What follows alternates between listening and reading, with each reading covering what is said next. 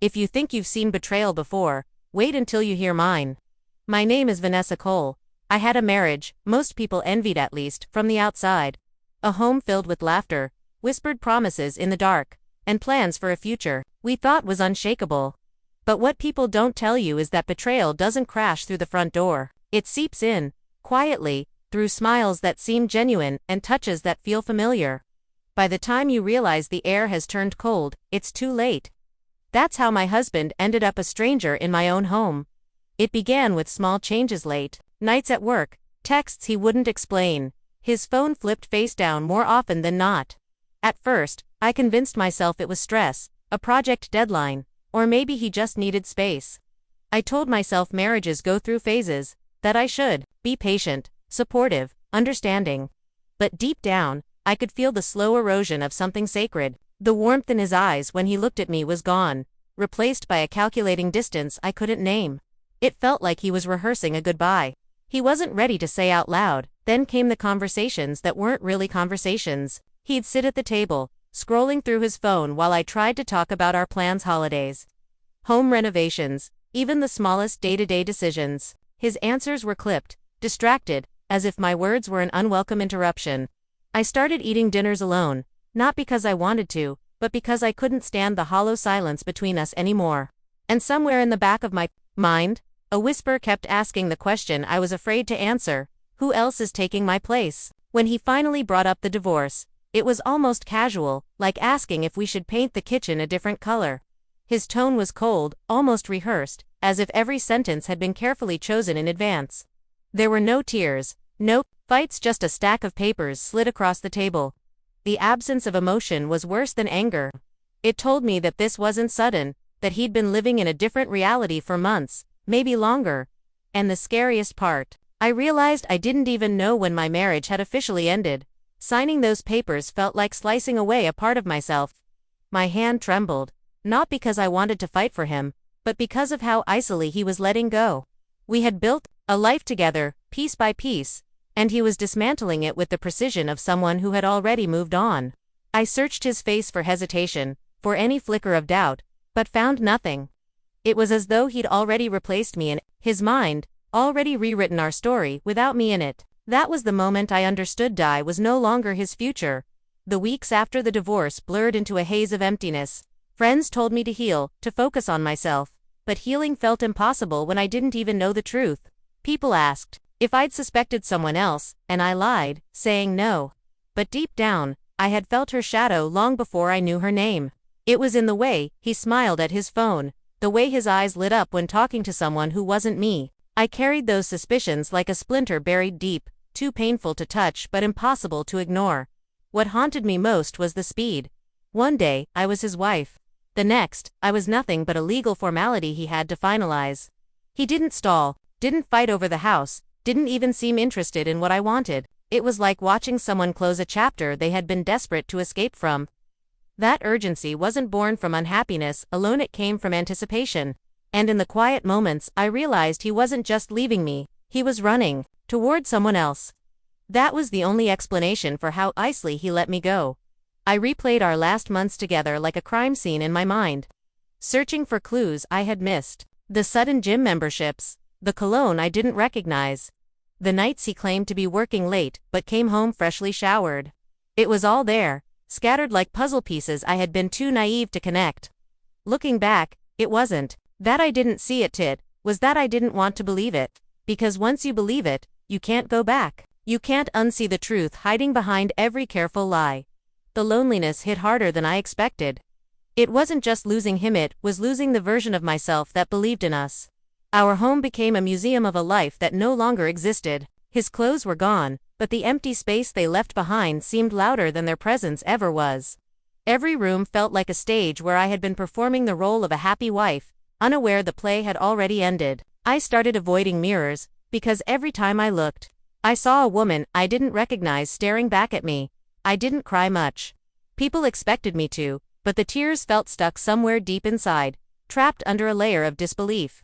Instead, I felt a strange numbness, like my body knew what had happened but my mind refused to accept it. Friends called, but their words were just noise. I didn't want comfort. I wanted answers. I wanted to know who she was, the woman worth destroying everything for. And more than that, I wanted to know when she had first stepped into my life. Wearing a mask, I hadn't noticed. As the days passed, I caught myself checking his social media. Even though I told myself I wouldn't. I told myself it was closure, but it was more like torture. Every photo, every update felt like a wound reopening. He looked happy effortlessly, cruelly happy in a way he hadn't looked with me for a long time. That smile I once loved now felt like a weapon. Because I knew that somewhere behind it was the truth I still didn't have. And that truth had a face I hadn't yet seen, but one I knew I would recognize when I did. The silence between us became permanent.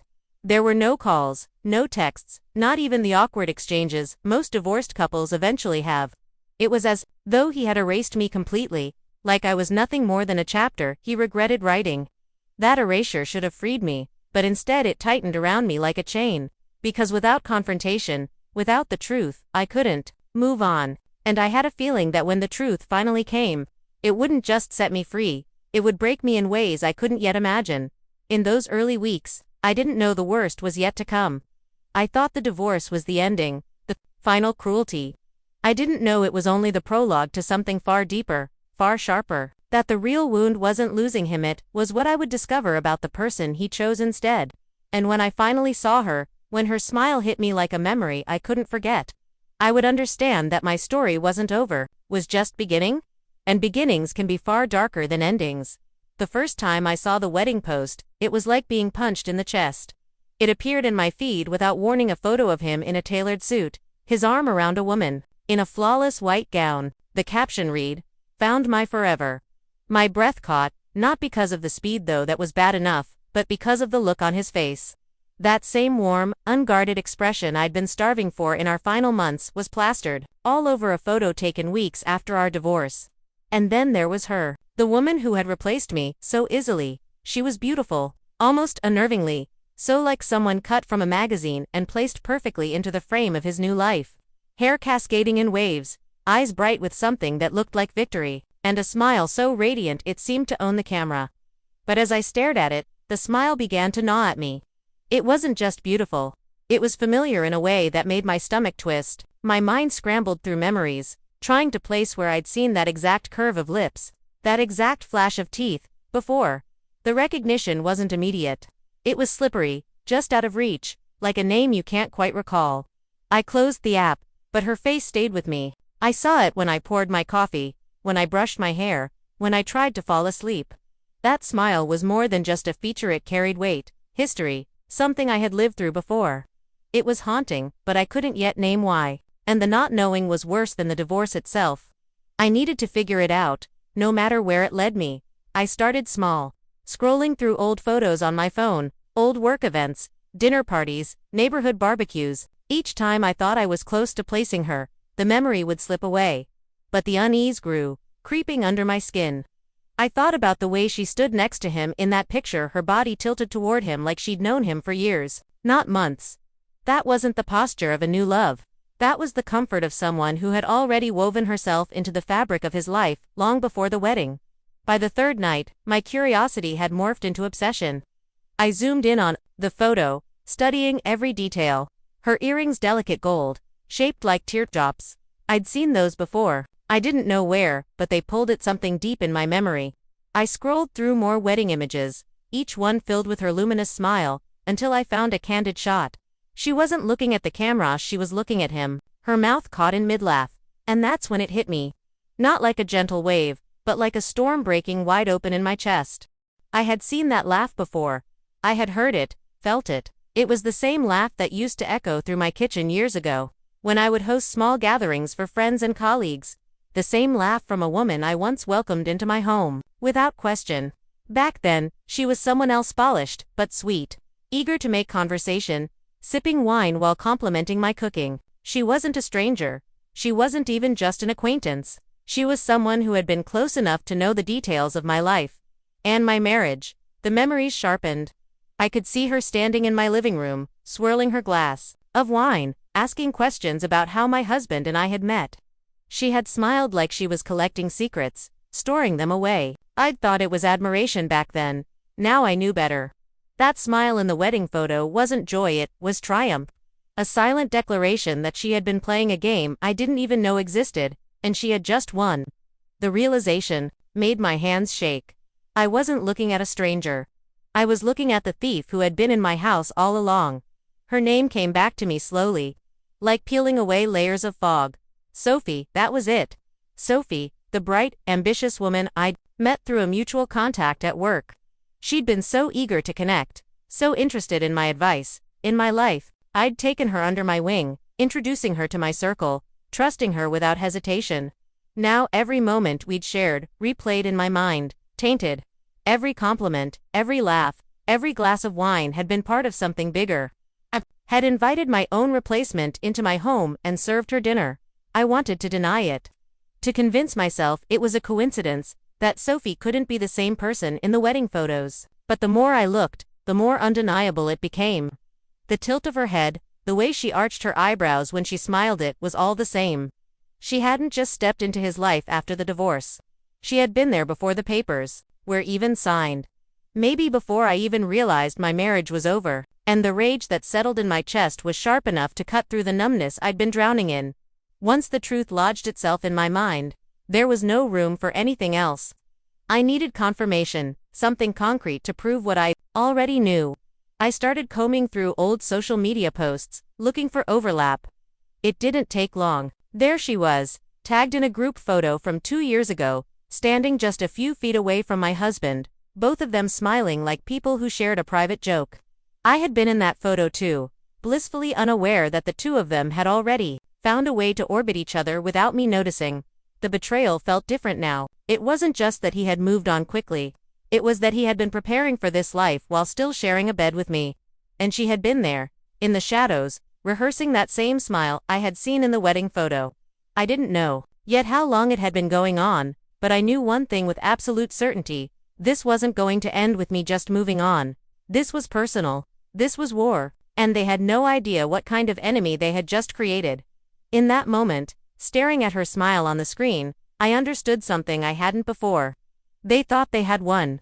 They thought they had rewritten the story, cast me as the discarded character, erased my place in the narrative. But what they didn't know was that I still held the pen. And before I was done, I was going to make sure that smile, the one I recognized, would vanish from her face forever. Not out of pettiness, but out of justice. Because some betrayals can't be forgiven, and some debts can only be paid in ruin. The next morning, I woke with a single thought pounding in my skull: timeline. If I could piece together when Sophie and my ex-husband had truly started, I could see the depth of their deception. I pulled out old calendars, invitations, anything that could link the two of them. The deeper I dug, the more the puzzle assembled itself. There were work events where they'd both been coincidentally present, dinners where I'd been too busy playing hostess to notice their stolen glances. And there it was, a weekend trip I thought he'd taken with colleagues, now tagged online with a photo of Sophie in the same city. It wasn't enough to suspect. I needed to know. I called an old friend from work who had attended many of those events. I asked her, casually at first, about Sophie. The pause on the other end was telling. She hesitated before saying, "Vanessa, I always thought it was odd how much time they spent together. Even before the separation." My stomach dropped. I'd been so blind. I'd let them into my home, my marriage, my trust, without ever questioning why Sophie seemed so interested in being near him instead of with her own friends. I remembered the nights Sophie would stay late after gatherings, helping me clean up. She'd always offer to check on my husband if he was still outside talking to guests. I'd thank her, appreciating her kindness. Now I saw those moments for what they were: small, calculated steps to make herself indispensable to him. She'd positioned herself as helpful, trustworthy, like a shadow, learning the shape of the light. And all the while, I was handing her the keys to the very life she intended to take. The realization burned hotter than any heartbreak I had ever felt. I dug deeper, searching through old work emails and archived chats. I found one from Sophie, sent to me years ago, thanking me for introducing her to so many wonderful people. The message had seemed sweet at the time. Now, reading it again, the words dripped with something else entirely: gratitude for the access I'd unknowingly given her. It was almost poetic in its cruelty. She hadn't just taken my husband, she'd taken the world I'd built around him. Using the network I had worked years to create. twisting it into her own ladder. Then came the final confirmation, the moment the air left my lungs. An old group photo from a charity event I'd hosted, Sophie, my husband, and me, standing together. My arm was looped through his, Sophie's hand resting lightly on his back. I remembered thinking it was a friendly gesture. But in the photo, the angle of her body was toward him, not me, and he was smiling at her in a way I hadn't seen in months. I had been standing there, inches away, while the betrayal bloomed, right in front of me. Once I saw it, I couldn't unsee it. Every interaction between them in old photos told the same story to people leaning toward each other in subtle ways, their eyes meeting just a fraction longer than necessary. They thought they were discreet, but looking back, the evidence was everywhere. I'd been the only one who didn't notice. Or maybe I had, but I'd been too afraid to acknowledge it. Afraid that by naming it, I'd make it real. That fear had kept me blind, and my blindness had been their greatest weapon. Until now. The pieces fit too perfectly for this to be a whirlwind romance after my divorce. No, this had been years in the making. The secrecy, the glances, the sudden distance in my own marriage, it was all part of the same script. And if they had planned this for years, they believed they were untouchable. That made them sloppy now, too confident, and that confidence would be the very crack I could drive a blade through when the time came. I wasn't just angry anymore, I was awake. And once awake, I couldn't go back to sleep. I stopped looking at Sophie as just the woman who took my husband. She was something more dangerous, an opportunist with no conscience, someone who thrived on stealing what she couldn't build herself. People like her weren't content with happiness. They needed conquest. They needed the victory of taking what belonged to someone else. That kind of hunger doesn't stop with one theft. And if I knew that, I could predict her.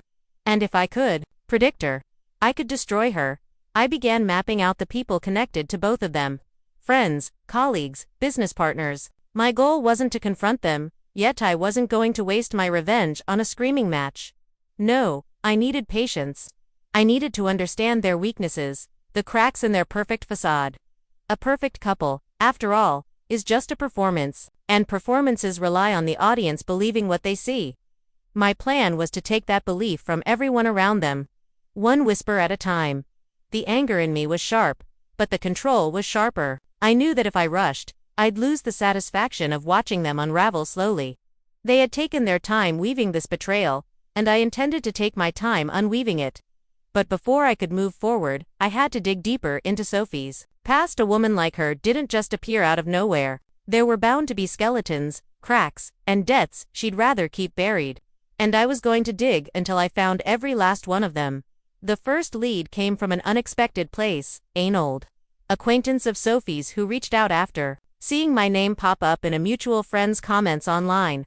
They mentioned, almost casually, that Sophie hadn't always gone by that name. My pulse quickened.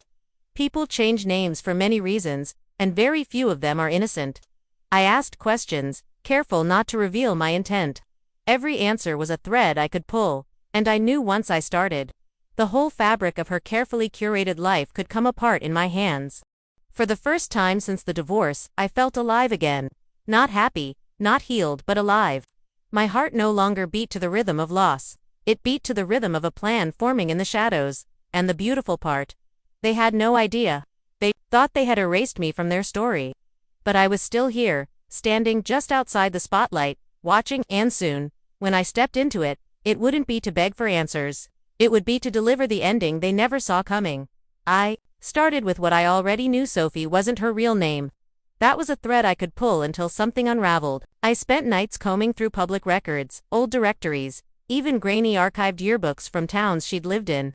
Eventually, I found it. Her birth name, different enough to hide her past, close enough to still feel like her.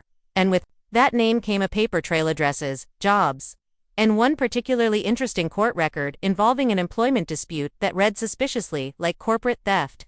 She had been sued, quietly settled, and disappeared. She didn't reinvent herself. She fled, and she thought no one knew. Knowing this, I contacted an old colleague in private investigation, someone who owed me a favor. I gave him her real name, and waited. The report he handed me days later was everything I needed. Multiple job changes, unexplained gaps in employment, and whispers from former coworkers about inappropriate relationships with superiors. She was a climber, All right, but the kind who used charm as a ladder and discarded people when they stopped being useful. I read the report twice, each detail sharpening the picture of who she really was.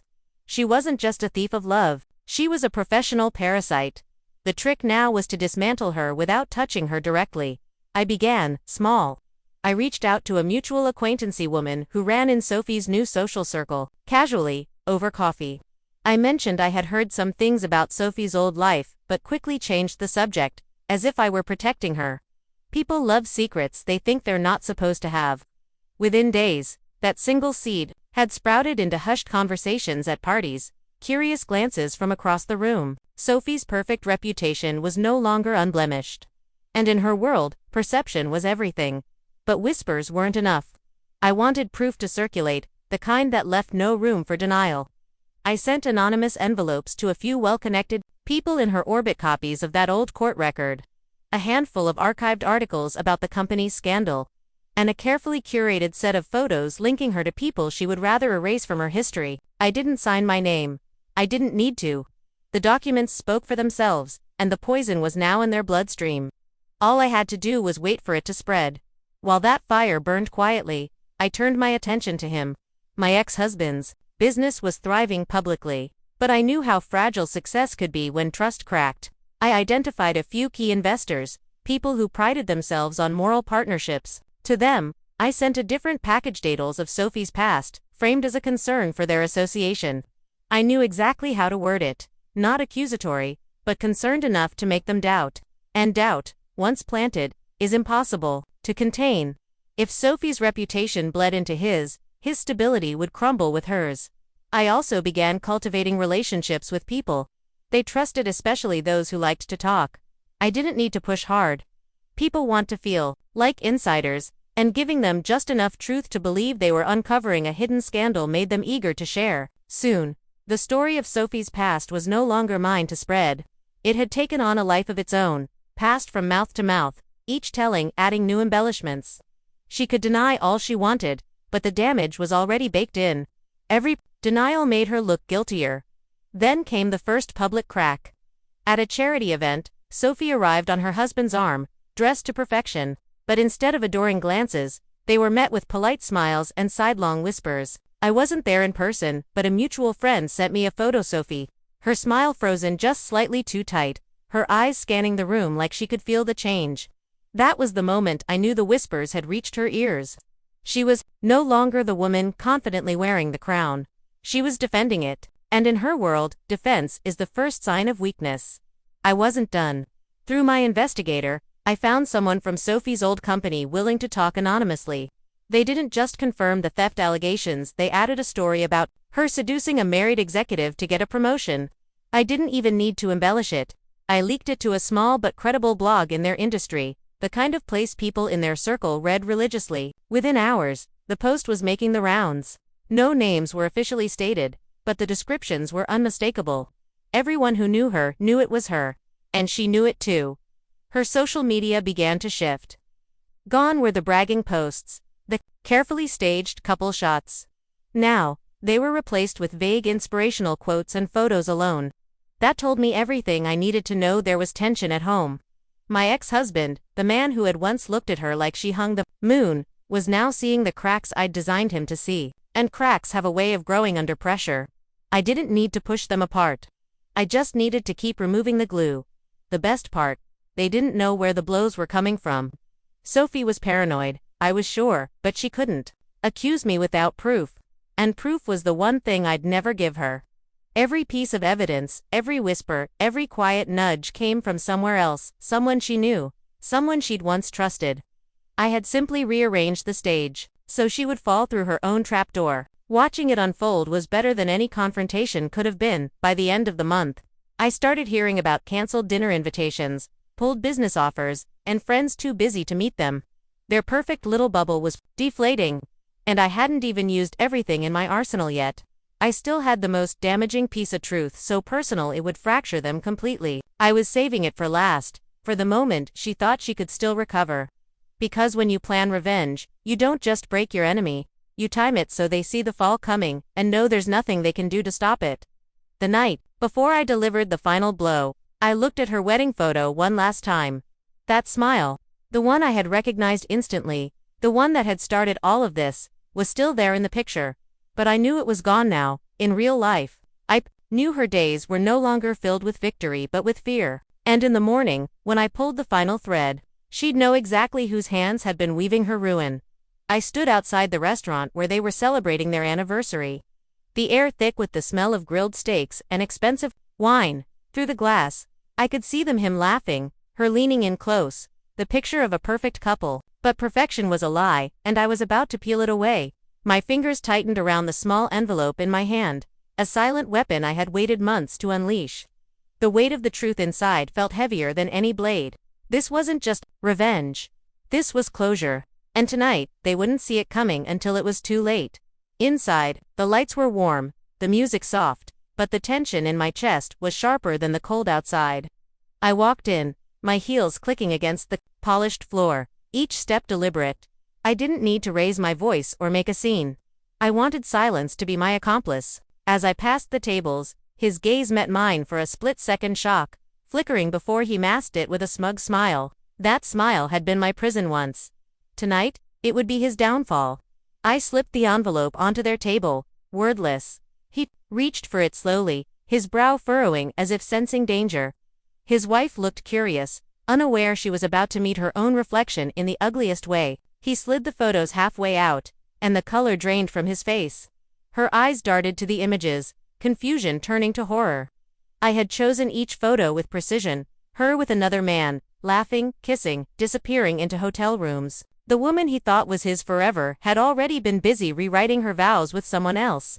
The silence between them turned into a void. I didn't need to stay to watch it explode. I turned to leave, the weight in my chest lifting with each step toward the door. Behind me, I could hear the first tremors of their destruction, the stammered questions, the rising voice, the shattering of glass. I didn't flinch. It wasn't my pain anymore. I walked out into the night, the cool air embracing me like an old friend. The city lights blurred through the tears I hadn't realized were falling, but they weren't for him. They were for the version of me that had once believed in his promises. The one who had been left in the dark while he chased his fantasy. The street felt quieter than before, as if the world was giving me space to breathe for the first time in years. My phone buzzed, but I ignored it. I knew it was him. I could almost picture the frantic messages, the desperate calls, the pathetic attempts to explain the unexplainable. I had no interest in hearing them. My truth had been delivered, and it was irreversible. Some endings don't come with closure. In words they come with silence, with the sound of a door closing, and the feeling of a chain finally breaking. That was the only answer I needed. As I reached the corner, I glanced back at the glowing restaurant windows. They were blurred now, distant. I thought about how much of my life I had spent staring at things from the outside, wondering what was wrong with me, why I wasn't enough. Tonight, I realized it had never been me. It had always been him, and now, her too. They deserved each other's betrayal. Let them choke on it. Let them taste the bitterness they once fed me. I walked away without looking back again, each step lighter. As though I was walking out of a cage I had built myself. The air tasted different, sharper, cleaner. For so long, I had been surviving in a fog, unable to see more than a few steps ahead. Now, the road stretched out before me like a blank page. My story wasn't over, but the chapter about them had been written, signed, and sealed. They could keep their lies, their fragile illusions. I was taking back something far more valuable, my peace. It wasn't stolen anymore. I had reclaimed it piece by piece, until it was whole enough to carry me forward without the weight of their shadows on my back. I passed a cafe with its windows steamed up from the warmth inside. People were laughing, leaning over mugs of coffee, sharing moments untouched by betrayal. For a second, I let myself imagine sitting there, alone but content, knowing I owed no one an explanation for my happiness. I wasn't ready for love again, not yet, but I was ready for life, and maybe that was better. Love had been my blindfold before. Life would be my lantern now. I took one last deep breath and kept walking, the hum of the city matching the steady beat of my newfound freedom. Somewhere, in that restaurant, he was realizing the truth that betrayal doesn't just end one relationship. It burns the bridges to every future you thought you'd have. I knew he would think back to this night for years, not because I ruined it, but because I revealed it. And she She would finally understand what it feels like to have the ground pulled from under you. The irony was delicious. She had stolen my life, only to watch hers crumble in the same way. The cycle had closed, and I was stepping off the spinning wheel before it could claim me again. The city's neon signs lit the pavement in shifting colors, reds and blues flashing across my path. I thought about how, for years, I had lived for his approval, molding myself into what I thought he wanted. But in the end, none of it had mattered. His eyes had always been looking elsewhere. That used to destroy me. Now, I saw it for what it was, a flaw in him, not in me. And that was the sharpest cut of all, one he would feel long after the ink on our divorce papers had faded. I walked on, my head high. The night wind tangled in my hair, but I didn't push it away. I let it remind me of movement, of change, of the fact that nothing stays the same forever, not pain, not anger, not even love. I was ready to stop being the woman defined by what had been done to her. I wanted to be the woman who decided what came next. The envelope was gone, but its impact would echo. They would feel it in every awkward silence, every suspicious glance, every fractured word. And me, I would feel nothing. That was my victory. That was my freedom. As I crossed the final block toward home, I thought about all the nights I had stayed awake, imagining this moment. Back then, revenge had been my lifeline, the thing that kept me breathing when everything else felt broken. But standing here now, I realized the real power wasn't in watching them fall, it was in knowing I no longer cared whether they got back up. I had my life back. They could keep their wreckage. For the first time in a long time, I smiled, not because of what I'd done, but because of what I could finally leave behind. When I reached my door, I paused, my hand on the handle. The street behind me was quiet, but in my mind, the echoes of the night still rang, his shock, her gasp, the moment their perfect image cracked. I opened the door and stepped inside, closing it with a soft click that felt louder than any slam. It was over. Not just the revenge, but the story that had kept me chained. Tomorrow, I would wake up without their faces in my head. Tomorrow, I would start something new. And tonight, I would sleep knowing I had given them exactly what they deserved.